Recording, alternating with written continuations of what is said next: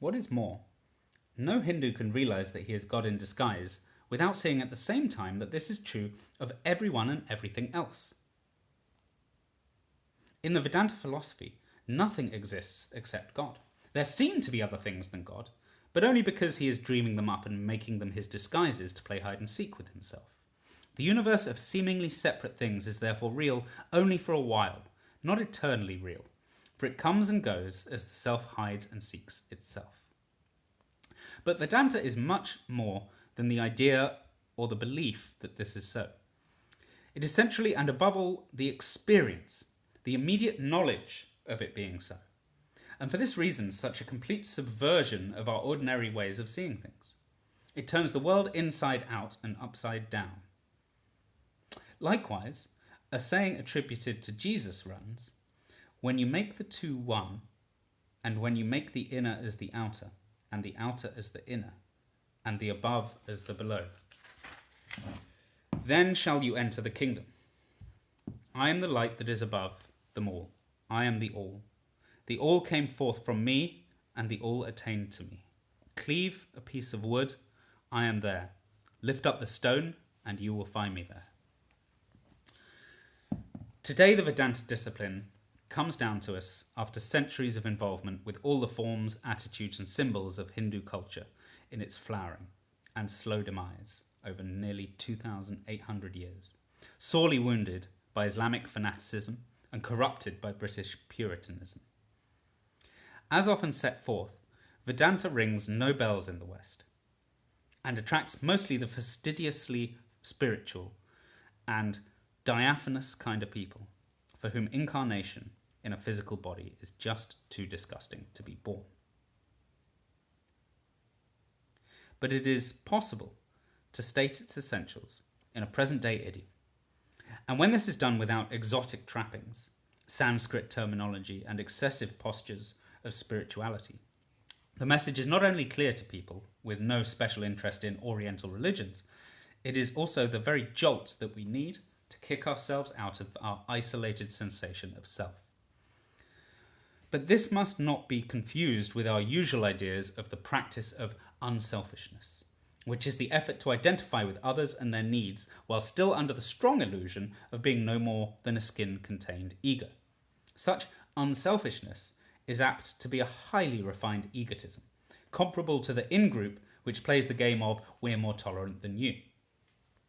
The Vedanta was not originally moralistic. It did not urge people to ape the saints without sharing their real motivations, or to ape motivations without sharing the knowledge which sparks them. For this reason, the book I would pass to my children would contain no sermons, no shoulds and oughts. Genuine love comes from knowledge, not from a sense of duty or guilt. How would you like to be an invalid mother with a daughter who can't marry because she feels she ought to look after you and therefore hates you? My wish would be to tell not how things ought to be, but how they are, and how and why we ignore them as they are. You cannot teach an ego to be anything but egotistic, even though egos have the subtlest ways of pretending to be reformed. The basic thing is therefore to dispel by experiment and experience the illusion of oneself as a separate ego. The consequences may not be behaviour along the lines of conventional morality. It may well be, as the squares said of Jesus, "Look at him, a glutton and a drinker, a friend of tax gatherers and sinners."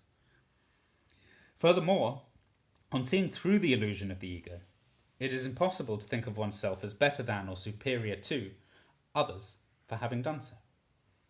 In every direction there is just the one self, playing its myriad games of hide and seek. Birds are not better than the eggs from which they have broken. Indeed, it could be said that a bird is one egg's way of becoming other eggs. Egg is ego, and bird is the liberated self. There is a Hindu myth of the self as a divine swan, which laid the egg from which the world was hatched. Thus, I'm not even saying that you ought to break out of your shell. Sometime, somehow, you, the real you, the self, will do it anyhow. But it is not impossible that the play of the self will be to remain unawakened in most of its human disguises. and so bring the drama of life on Earth to its close in a vast explosion. Another Hindu myth says that as time goes on, life in the world gets worse and worse until at last the destructive aspect of the self, the god Shiva, dances a terrible dance which consumes everything in fire. There follows, says the myth, 4,320,000 years of total peace, during which the self is just itself and does not play hide. And then the game begins again, starting off as a universe of perfect splendour, which begins to deteriorate only after 1,728,000 years. And every round of the game is so designed that the forces of darkness present themselves for only 1/3 of the time, enjoying at the end a brief but quite illusory triumph. Today, we calculate the life of this planet alone in much vaster periods. But of all ancient civilizations, the Hindus had the most imaginative vision of cosmic time. Yet remember, this story of the cycles of the world's appearance and disappearance is myth, not science, parable rather than prophecy. It is a way of illustrating the idea that the universe is like the game of hide and seek. If, then, I am not saying that you ought to awaken from the ego illusion and help save the world from disaster, why the book? Why not sit back and let things take their course? Simply that it is part of things taking their course that I write. As a human being, it is just my nature to enjoy and share philosophy. I do this in the same way that some birds are eagles and some doves, some flowers lilies and some roses. I realise, too, that the less I preach, the more likely I am to be heard.